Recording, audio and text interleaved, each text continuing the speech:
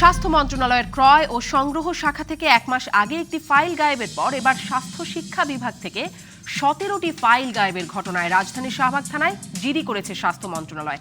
বাইরের কারো পক্ষে ফাইলগুলো গায়েব করা সম্ভব নয় জানিয়ে মন্ত্রণালয়ের কর্মকর্তারা বলছেন যে ক্যাবিনেট থেকে ফাইলগুলো নেওয়া হয়েছে সেটিতে কোনো ঘষামাজা নেই, দরজাও ভাঙা নেই। তারা মনে করছেন হয়তো নকল চাবি অথবা অরিজিনাল চাবি দিয়েই ক্যাবিনেট খুলে মন্ত্রণালয়েরই কেউ ফাইলগুলো চুরি করেছে। তবে চুরি যাওয়া ক্রয় সংক্রান্ত ফাইলগুলোতে গোপনীয় কিছু নেই বলে স্বাস্থ্য শিক্ষা সচিব জানালেও এ নিয়ে তোলপাড় সৃষ্টি হয়েছে। প্রশ্ন উঠেছে, ফাইলগুলোতে গোপনীয় কিছু না থাকলে কে, কেন, কোন উদ্দেশ্যে, কাদের স্বার্থে সেগুলো চুরি করেছে। এদিকে সচিবালয়ের মতো সুরক্ষিত জায়গা থেকে 17টি নথি, গুরুত্বপূর্ণ নথি গায়েব হলেও থানায় মামলা দায়ের না করে সাধারণ ডায়েরি করেছে স্বাস্থ্য মন্ত্রণালয়, যেখানে মামলা করলে বিষয়টি তদন্তে আরও গুরুত্ব পেত বলছে পুলিশ। এর আগে স্বাস্থ্য মন্ত্রণালয়ের একটি ফাইলের ছবি তোলার অভিযোগে যেখানে প্রথম আলো সাংবাদিক রোজিনা ইসলামের নামে মামলা হয়েছে, সেখানে এবার 17টি ফাইল চুরি হলেও মামলার পরিবর্তে জিডি কেন? এসব নিয়ে আলোচনায় আজ রাজকাহনে আমার সাথে যুক্ত আছেন সাবেক স্বাস্থ্যমন্ত্রী অধ্যাপক ডাক্তার আ.ফ.ম. রুহুল হক এমপি, আছেন জাতীয় স্বাস্থ্য অধিকার আন্দোলনের আহ্বায়ক ও বিএমএর সাবেক প্রেসিডেন্ট অধ্যাপক ডাক্তার রশিদি মাহবুব এবং আছেন সিনিয়র সাংবাদিক মঞ্জুরুল আহসান বুলবুল। স্বাগত জানাচ্ছি আপনাদের তিনজনকেই আজকের রাজকাহনে। যেই প্রশ্নগুলো আমার সূচনা বক্তব্যে বলছিলাম সেটিতেই মূলত আসতে চাই, আপনাদের তিনজনেরই পর্যালোচনা জানতে চাই। শুরুতেই ডাক্তার আ.ফ.ম. রুহুল হক এমপি, যে এই আমরা শুনছি যে মেডিকেল কলেজের কেনাকাটা সংক্রান্ত এবং স্বাস্থ্য শিক্ষা অধিদপ্তরের কিছু কেনাকাটা সংক্রান্ত ফাইল গায়েব হয়ে গেল, 17টি ফাইল গায়েব হয়ে গেল। আপনাদের পর্যালোচনা জানতে চাই যে কি উদ্দেশ্যে বা কেন, কি লাভে, কোন স্বার্থে এই ফাইলগুলো গায়েব হতে পারে, কার স্বার্থে গায়েব হতে পারে, কার লাভ হতে পারে?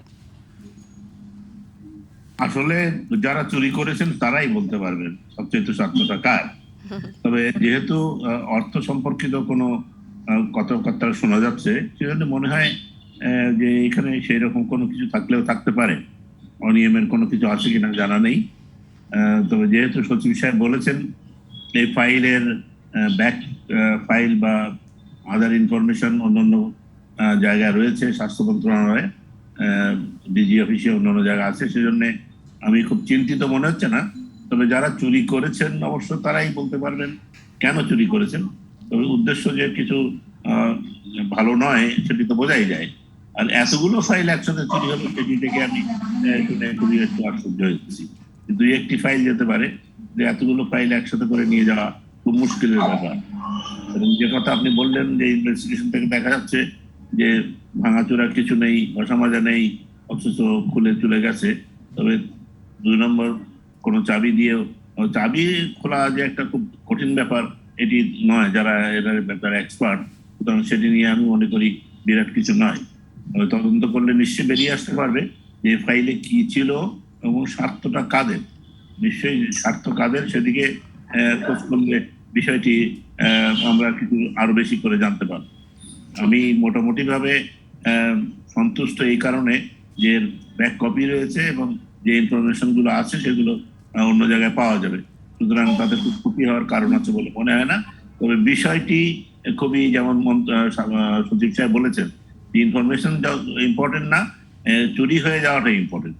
কেন এরকম ঘটনা ঘটলো, কে ঘটনাটা ঘটালো, আগেও একটি ফাইল চুরি হয়েছিল, এবার 17টি ফাইল চুরি হলো, এবার কি করে ঘটলো, কেমন করে ঘটলো, সেগুলো অবশ্যই এগুলো বিচার বিবেচনায় আনা বিশেষ জরুরি।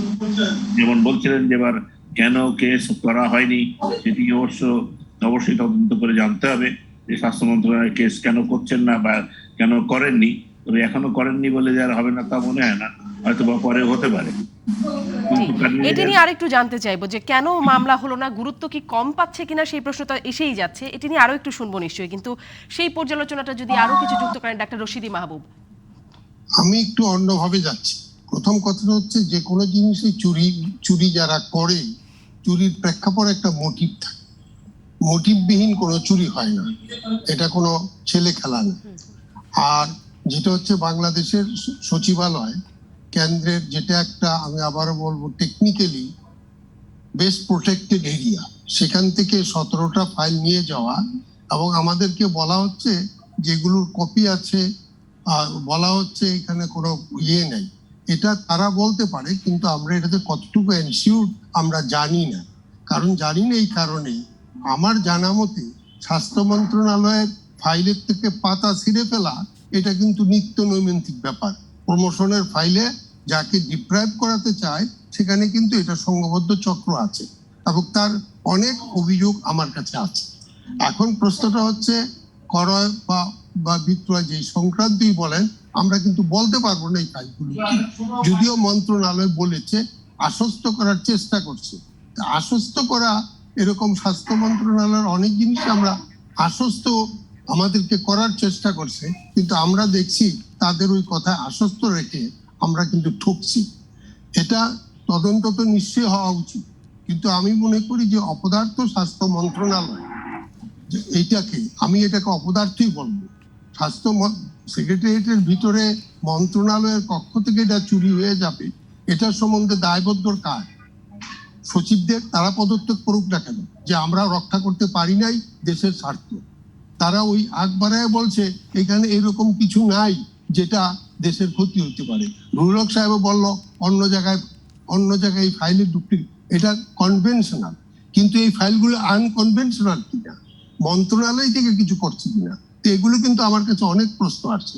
তবে আমি একটা কথাই বলবো, একটা অদক্ষ মন্ত্রণালয়ের অদক্ষ সেক্রেটারি, অদক্ষ মন্ত্রী, এদের সবারই এই জাতীয় স্বার্থে তারা ব্যর্থ হয়েছে। তারা পদত্যাগ করে চলে গেলে অন্তত স্বাস্থ্য মন্ত্রণালয় শান্তি পাবে। অনেক ধন্যবাদ ডাক্তার রশিদী মাহমুদ। জনাব মঞ্জুরুল হাসান বুলবুল। বিস্তারিত ব্যাখ্যা হয়েছে। ফাইলগুলির তো আর নিজস্ব কোনো পাখা গজায় নাই যে তারা উড়ে গেছে, বা নিজস্ব পাও গজায় না যে ফাইলগুলি হেঁটে হেঁটে চলে গেছে। এই ফাইলগুলির একজন কাস্টোডিয়ান থাকে। খুব দুঃখজনক ভাবে কয়েকজন নিম্ন পদ স্তরের কর্মচারীকে গ্রেপ্তার করা হয়েছে। তারা তো শুধুমাত্র ক্যারিয়ার মাত্র, কিন্তু এই ফাইলগুলি সচিবালয়ের প্রত্যেকটা দপ্তরের একজন কাস্টোডিয়ান অফিসার থাকেন। সেটা বিভিন্ন জায়গায় বিভিন্ন লেভেলের অফিসার থাকেন। সেই কর্মকর্তা কোথায়, যে কর্মকর্তাটি এই ফাইলগুলির কাস্টোডিয়ানের দায়িত্বে ছিলেন? প্রথম প্রশ্ন। দ্বিতীয় প্রশ্ন হলো যে একটি তদন্ত কমিটি করা হয়েছে, সেই তদন্ত কমিটিতে ওই মন্ত্রণালয়েরই মানে যুগ্ম সচিব, অতিরিক্ত সচিব, এই পর্যায়ের কর্মকর্তাদের রাখা হয়েছে। দুর্বৃত্ত যদি আরো উঁচু মানের হয়, দুর্বৃত্ত যদি আরো প্রভাবশালী হয়, এবং এই যে কর্মকর্তাদের নিয়োগ করা হলো, যেহেতু আমরা জানি না যে এর সঙ্গে কারা জড়িত, যদি দুর্বৃত্ত সচিব সাহেব নিজেই হন, তাহলে এই তদন্ত কমিটি কি করবে আমি বুঝতে পারি না। বাংলাদেশে আমরা দেখেছি যে অধস্তন কর্মচারীরা যখন দেখেন যে একে তো হলো যে আমলারা আমলাদেরকে লক্ষ্য করার চেষ্টা করেন যাতে কারো গায়ে আঁচড় না লাগে। আপনার দুইটি ঘটনা তো আপনি দেখবেন। একটি ঘটনা হলো যে ফেরিঘাটে একজন অতিরিক্ত সচিব বা যুগ্ম সচিবের ভিআইপি মর্যাদার কারণে ফেরি আটকে রাখা একজন ছাত্রের মৃত্যু হয়েছিল। তখন কয়েকজন আমলাকে দিয়ে একটা কমিটি করা হয়েছিল। তারা ঘুরে এসে বললেন যে না, ওই ভিআইপি আমলার কোনো দোষ হয় নাই, কিন্তু ফেরি আটকা ছিল এবং সেই ছাত্রটি মারা গিয়েছিল। সেই ঘটনা সত্যি, কিন্তু আমলারা রক্ষা পেয়ে গেছেন। আরেকটি হলো যে এই স্বাস্থ্য মন্ত্রণালয়ে আপনাকে খেয়াল রাখবার কথা যে যখন স্বাস্থ্য অধিদপ্তরের ডিজি মহোদয়কে বলা হলো যে আপনি এই শাহেদ নামক ব্যক্তিটির সঙ্গে চুক্তি করলেন কি করে, তার হাসপাতাল নাই, কিচ্ছু নাই, উনি কিন্তু পরিষ্কার করে বলেছেন যে সচিব মহোদয় আমাকে নির্দেশ দিয়েছিলেন। সেই সচিব মহোদয় চলে গেলেন। এখন স্বাস্থ্য অধিদপ্তরের সেই সাবেক ডিজির কোনো কথা শোনা হলো না। সেই সচিব অন্য মন্ত্রণালয়ে গিয়ে জাতিকে বাণী দিতে লাগলেন।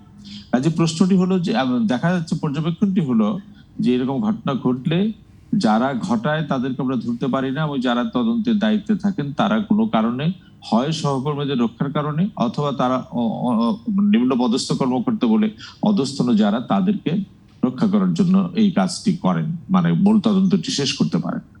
তৃতীয়ত যেটি হচ্ছে, জনাব মঞ্জুরুল হাসান বুলবুল, তৃতীয়টি আপনি নিশ্চয়ই বলবেন, আমি নিশ্চয়ই সেটি শুনতে আগ্রহী। কিন্তু এই তদন্ত কমিটির কথা আপনি যেটি বলছিলেন, স্বাস্থ্য মন্ত্রণালয়ের ভেতর থেকে গঠিত তদন্ত কমিটি, সিআইডি তদন্ত করছে, ছায়া তদন্ত বলছে সিআইডি যেটি করছে।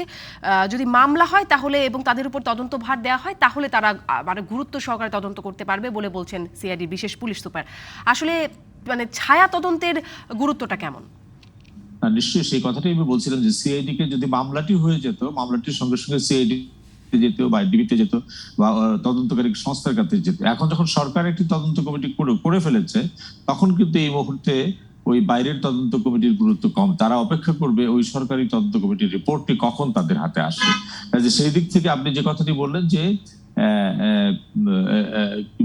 তদন্তে ঘাটতি এবং ছায়া তদন্ত, যখন একটি বিষয়ে অনেক তদন্ত কর্মকর্তা থাকে, তখন আমি যখন সংবাদে কাজ করতাম, আমাদের সম্পাদক ছিলেন আহমদুল কবির সাহেব, ভারপ্রাপ্ত সম্পাদক ছিলেন বজলুর রহমান সাহেব, এবং অস্থায়ী সম্পাদক ছিলেন কেজি মোস্তফা সাহেব। তখন বজলুর রহমান ঠাট্টা করে বলতেন যে যে পত্রিকার এত বেশি সম্পাদক, আসল কথা হচ্ছে সেই পত্রিকার কোনো সম্পাদক নাই, কারণ একটা সম্পাদক হচ্ছেন একজন ব্যক্তি যিনি সমস্ত কিছু দায়িত্ব গ্রহণ করে।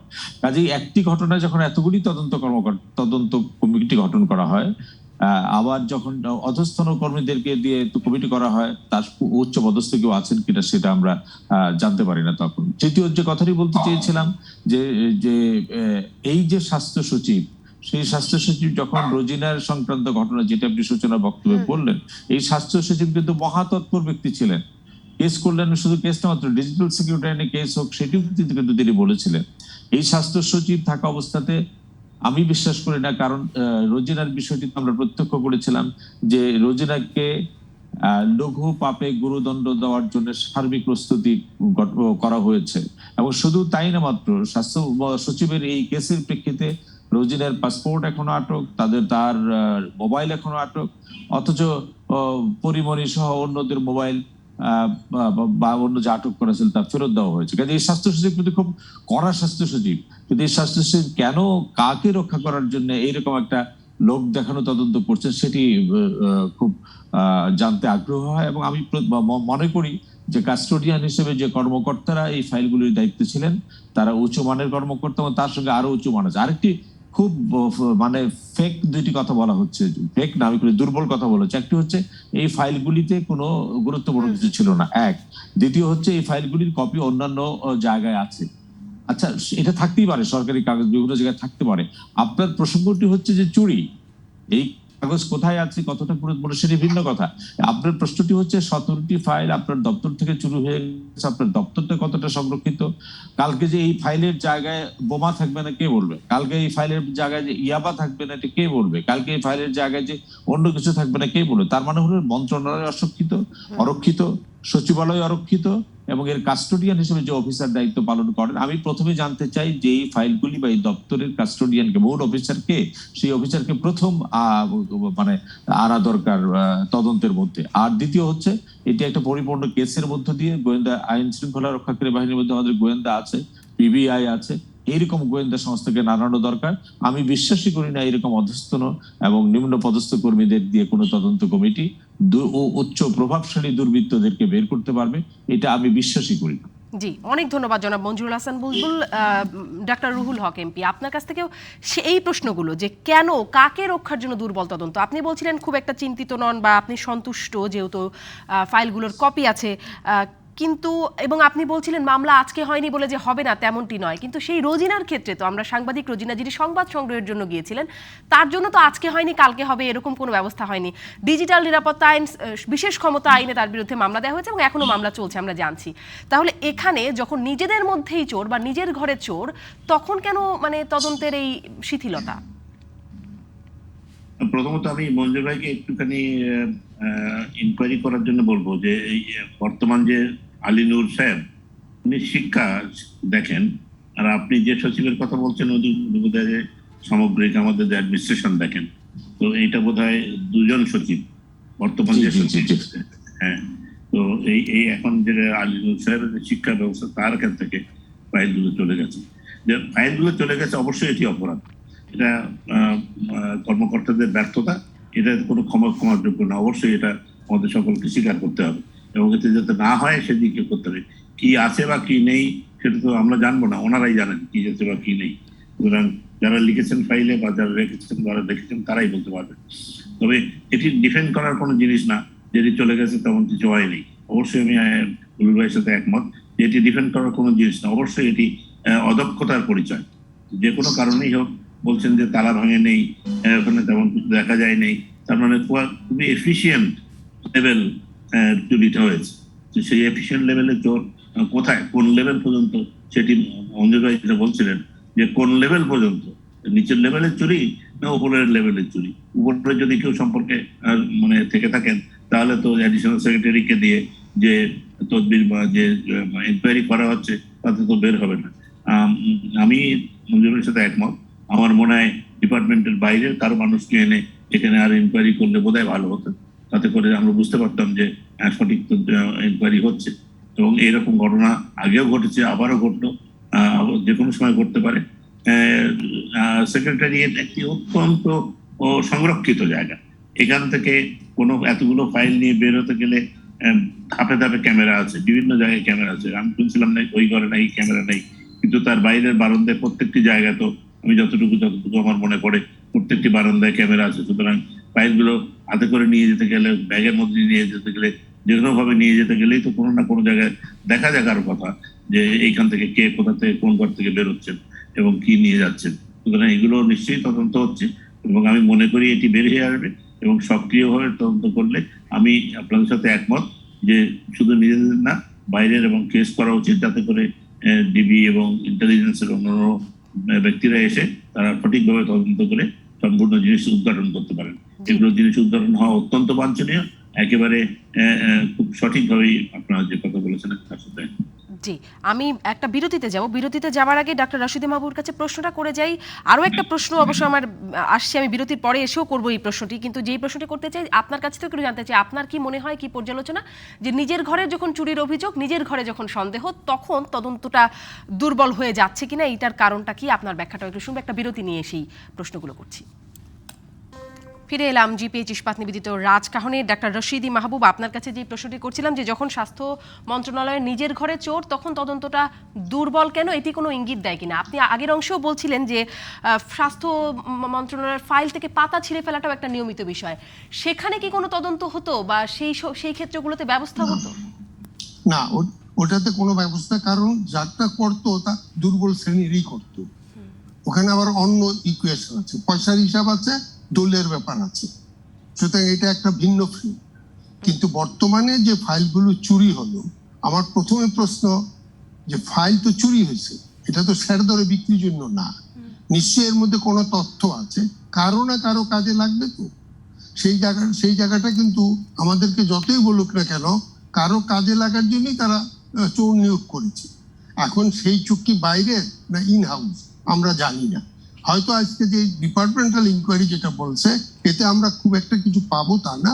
ডিপার্টমেন্টাল ইনকোয়ারিতে ডেফিনেটলি যে ফাইলিং করে ফাইল কিপার, তারে হয়তো এখানে ধরবে, কিন্তু এটা যারা করাইছে বা করতে গেছে দেওয়াইছে, তারা কিন্তু ধরাছোঁয়ার বাইরে যাবে এবং সরকার সেই জায়গাটাকে কিভাবে দেখবে।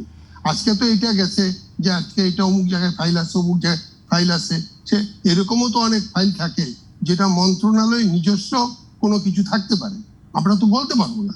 তা আমার কাছে প্রথম প্রশ্ন হচ্ছে, এটাকে তারা যেভাবে দেখছে, আমি কিন্তু এই দেশের একজন নাগরিক হিসাবে আমি এটা অ্যাকসেপ্ট করতে পারছি না। কারণ আমি আবারও বলবো, এই ফাইলের পিছনে নিশ্চয়ই কোনো কারণ আছে, সেই মোটিভটা তো আমার জানা নেই।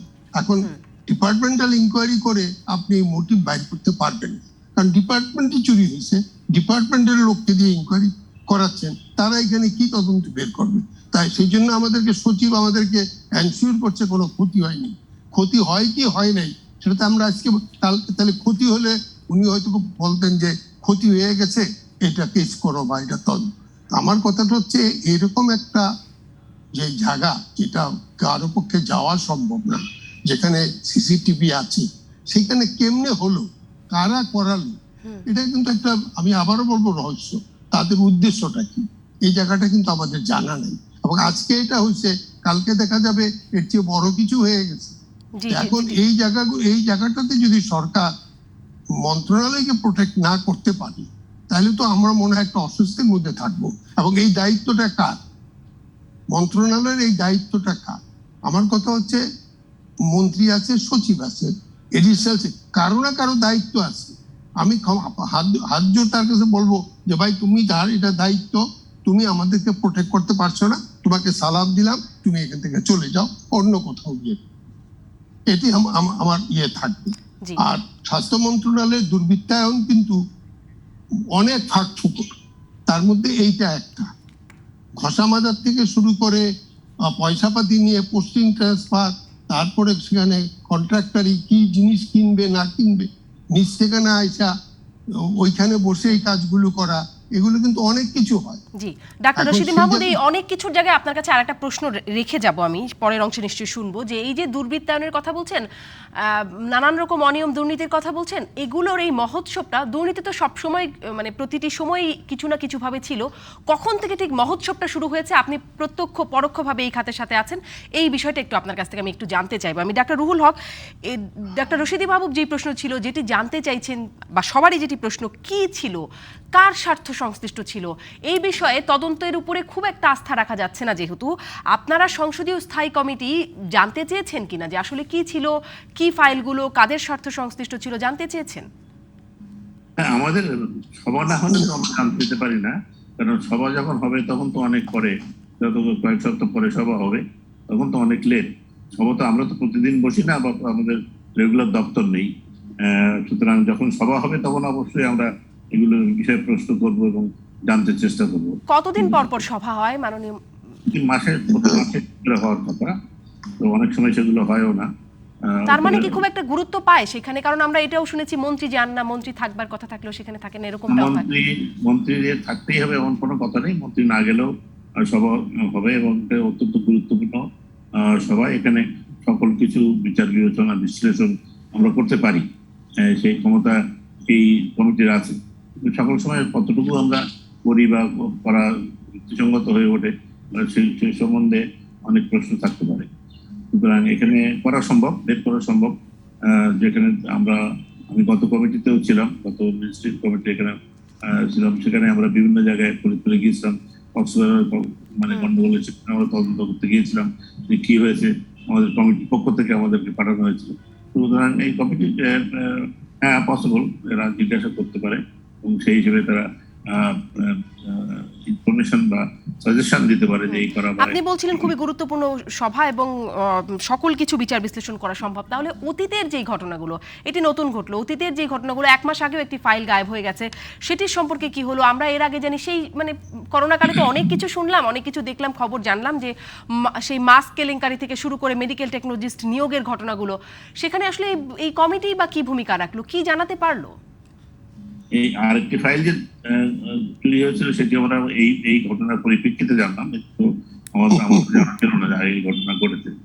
তবে অন্যান্য যেসব ঘটনা যেগুলো বলেছেন, এগুলো আমরা যেটা বিচার করেছি, বিশ্লেষণ করেছি, মন্ত্রণালয় জবাব দিয়েছেন, সেই পরিপ্রেক্ষিতে আমরা তাদেরকে বিভিন্ন রকম প্রশ্ন করে বিভিন্ন প্রশ্ন বেরিয়ে এসছে কিছু দুর্বলতা, কিন্তু সেই পক্ষে সেই জন্য আমরা কিছু সাজেশন দিয়েছি, তাই বেশি আমাদের করা লাগে না।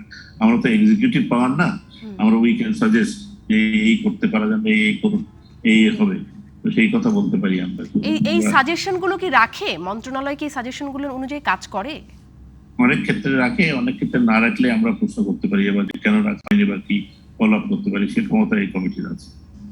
জি, অনেক ধন্যবাদ ডাক্তার আফম রুহুল হক এমপি। মঞ্জুর হাসান বুলবুল, এই প্রসঙ্গে অনেক ক্ষেত্রে রাখে, অনেক ক্ষেত্রে রাখে না, সেই বিষয়ে প্রশ্ন করা হয়। আসলে মানে আমরা কোন কোন ক্ষেত্রে স্বাস্থ্য মন্ত্রণালয়কে মানে সম্প্রতি সময়ে কাজ করে উন্নত হতে দেখেছি? অনেক অভিযোগ, তো তালিকাটা অনেক লম্বা। প্রতিকারের জায়গা, তদন্ত করে সফলতার জায়গা, ব্যবস্থা নেওয়ার জায়গাগুলো কোনটা দেখেছি আসলে? আমি প্রথমেই জনাব রুহুল হক যে কথাটি বলেছেন যে এটি খুব গুরুত্বপূর্ণ কমিটি, সংসদীয় কমিটি অর্থাৎ জাতিসংঘের মতো, তারা খুব গুরুত্বপূর্ণ কথা বলেন, খুব গুরুত্বপূর্ণ ইনকোয়ারি করেন, খুব গুরুত্বপূর্ণ সুপারিশ করেন, কিন্তু সেগুলি মানা না মানার কোনো বাধ্যবাধকতা নাই। আর বাংলাদেশ হচ্ছে উদ্ভট একটি দেশ, সেখানে সংসদীয় কমিটির এই যে গুরুত্বপূর্ণ কথাগুলি কানে না নিয়ে যদি পার পেয়ে পাওয়া যায়, মন্ত্রণালয় বা সচিব মহোদয় পার পেতে পারেন, তাহলে কেন তারা কার্যকর করবেন? কাজে সংসদীয় কমিটি নিশ্চয়ই অত্যন্ত খুব গুরুত্বের সঙ্গে সবগুলি কথা বলেন, পর্যবেক্ষণ দেন, সুপারিশ দেন, কিন্তু কার্যকর হয় না। এটি হলো এক।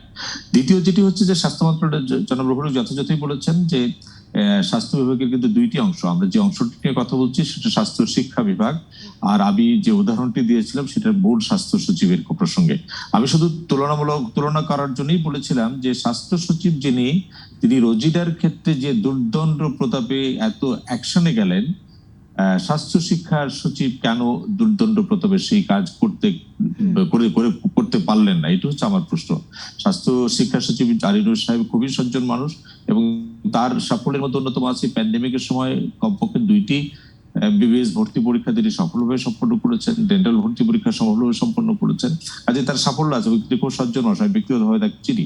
কিন্তু প্রশ্নটি মৌলিক জায়গাটিতে, প্রশ্নটি হচ্ছে যেটি জনাব রশিদি মাহবুব বললেন যে মোটিভ।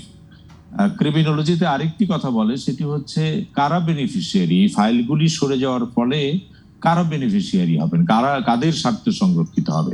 কাজে অপরাধ বিজ্ঞানের ভাষায় কিন্তু একটি হচ্ছে কারা সরিয়েছে, এর মূল দায়িত্বে যিনি ছিলেন তার গাফিলতি ধরতে হবে। আপনি শুধুমাত্র কি বলে ওই যে 4 জন নিম্নস্তরের কর্মচারীকে ধরে এটা তখনই মানুষ অনাস্থার জায়গায় চলে যাবে যে কোনো ব্যক্তি বিশেষকে কোনো ঊর্ধ্বতন কর্মকর্তাকে রক্ষার জন্য এটি করা হয়েছে কিনা, সেই জন্য একটা সুষ্ঠু তদন্ত হওয়া দরকার। আরেকটি হচ্ছে যে ফাইলগুলি থাকা না থাকার সঙ্গে কারা বেনিফিটেড হবেন, কারা উপকারী হবেন, সেই উপকারভোগী।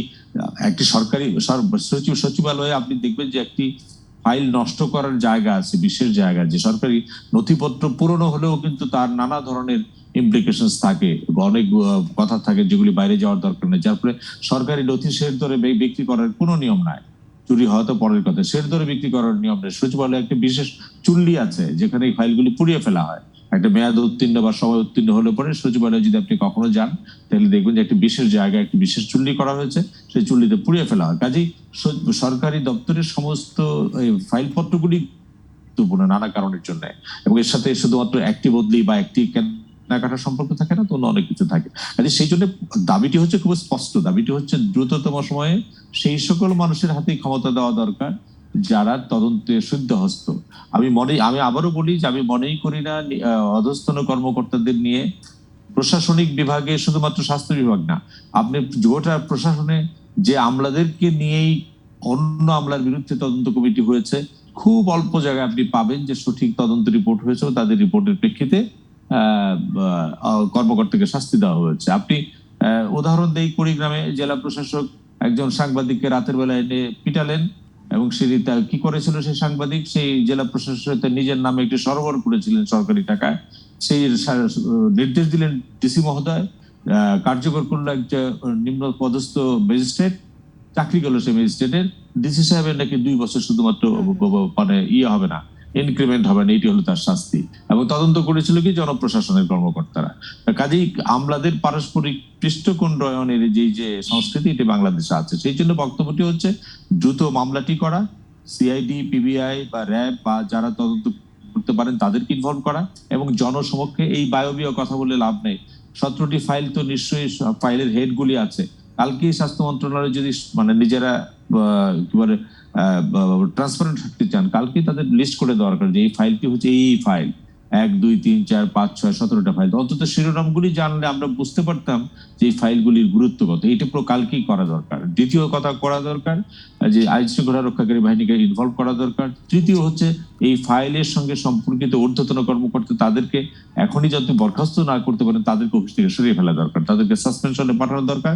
তাদেরকে অফিসে বহাল রেখে তদন্ত সুস্থ হতে পারে না। তাদেরকে তদন্ত কমিটি ডাকবে, কিন্তু তারা যদি দায়িত্বের মধ্যেই থাকেন তাহলে পরে তদন্ত সুস্থ। কাজে এই ফাইল রক্ষণাবেক্ষণ, ফাইলের কাস্টোডিয়ান হিসেবে যারা আছেন সেই অফিসারকে এখনই সরিয়ে দেওয়া দরকার। মঞ্জুল হাসান বুলবুল, অতীতেও আমরা স্বাস্থ্য মন্ত্রণালয়ের কোনো অভিযোগই যখন দেখেছি তখনই দেখেছি মোটামুটি বদলির মধ্য দিয়ে একটা শাস্তি সীমাবদ্ধ থেকে যায়। দুদকে এই বিষয়টি নিয়ে প্রশ্ন করেছে যে বদলি কোনো শাস্তি হতে পারে না। আমরা খুব ঘন ঘন স্বাস্থ্য মন্ত্রণালয়ে কর্ণকারে নানান ইস্যুতে বদলি হতে দেখেছি। একটা বিরতি নিয়ে আসি, বিরতি নিয়ে এসে যে প্রশ্নগুলো জন্মেছে সেগুলো নিশ্চয়ই আরো একটু জানবার চেষ্টা করবো। ফিরছি রাজকাহনে বিরতির পর। ফিরে এলাম রাজকাহনে। আমি মাননীয় এমপি ডাক্তার রুহুল হক এমপি, আপনার কাছ থেকে জানতে চাই যে মানে এই ঘটনায়, ফাইল গায়েবের ঘটনায় অসৎ উদ্দেশ্য আছে, এই বিষয়টি আপনারা সবাই বলছেন। কেনাকাটা সংক্রান্ত ফাইল এবং কেনাকাটায় দুর্নীতিটা একটা অনেক পুরনো অভিযোগ, বহুত পুরনো একটা দুর্নীতি স্বাস্থ্য মন্ত্রণালয়ের ক্ষেত্রে, এবং এখানে কারা জড়িত, হোতা কারা বা কিছু সিন্ডিকেটের নাম আমরা জানি, আপনি যখন মন্ত্রী ছিলেন তখনও জেনেছেন, পরবর্তীতেও দেখছেন। যখন চিহ্নিতই হয়ে যায় অনেক ক্ষেত্রে, তাহলে এগুলো বন্ধ করা কেন যায় না? এটি তো অনেক লম্বা ব্যাপার। আমি বহুদিন থেকে রাজকাহনও বলছি, বিভিন্ন মিডিয়াতে বলছি, বুলবুল ভাইও জানে, রশিদি ভাইও জানে। আমরা বলছি যে স্বাস্থ্য বিভাগের ব্যবস্থাপনার পরিবর্তন আনা দরকার। গ্রস পরিবর্তন না আনতে পারলে এই সকল কিছু বন্ধ করা সম্ভব হবে না। সুতরাং সেইখানে যদি আমরা করতে চাই তাহলে বিদেশে বহু এক্সাম্পল আছে, আশেপাশের দেশে আছে, সকল জায়গায় আছে। আমাদের সেই পরিবর্তন যতক্ষণ না আনতে পারছি ততক্ষণ পর্যন্ত এই যে দুর্নীতি বলেন, অপব্যবহার বলেন, টাকার নানান রকম অপকর্ম, সেগুলো রোধ করা খুবই মুশকিল। ডিসেন্ট্রালাইজ ব্যবস্থা করতে হবে, কিন্তু সেটাও আনসারেবল হতে হবে। শুধু ডিসেন্ট্রালাইজ করলেই হবে না, কিন্তু আনসারেবল এবং সেটা কন্ট্রোল সিস্টেমে যদি না থাকে তাহলে কিন্তু স্বাস্থ্য ব্যবস্থা করতে পারবো না। আমাদের দুঃখ লাগে এই জন্য, আমরা এখানে দুজন স্বাস্থ্যকর্মী খুবই আমাদের সাথে জড়িত। আমাদের স্বাস্থ্য যে সেক্টর, যে স্বাস্থ্য ব্যবস্থার যে অবকাঠামো, এই সাউথ ইস্ট এশিয়ার জন্য বহু দেশের অবকাঠামোর চেয়ে আমরা অত্যন্ত উন্নত একটা অবকাঠামোর মধ্যে আছি।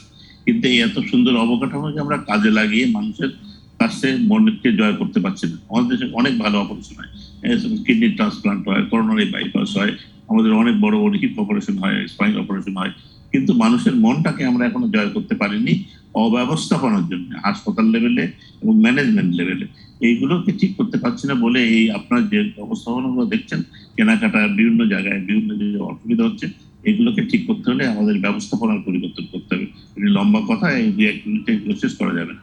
তবে আমি একেবারেই আপনাদের সাথে একমত, এই সকল অব্যবস্থাপনা দূর করতে হলে আমাদের যে সকল অকর্মণ্য ব্যক্তিবর্গ রয়েছে তাদেরকে বের করতে হবে এবং তারা কি করতে পারছেন না সেগুলো দেখতে হবে।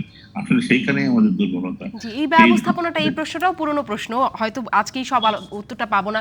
এই ব্যবস্থাপনাটা কে করবে? 13 বছর ধরে আপনাদের সরকার আছে ক্ষমতায়, আপনি মন্ত্রী ছিলেন, মন্ত্রী আছেন এখনো।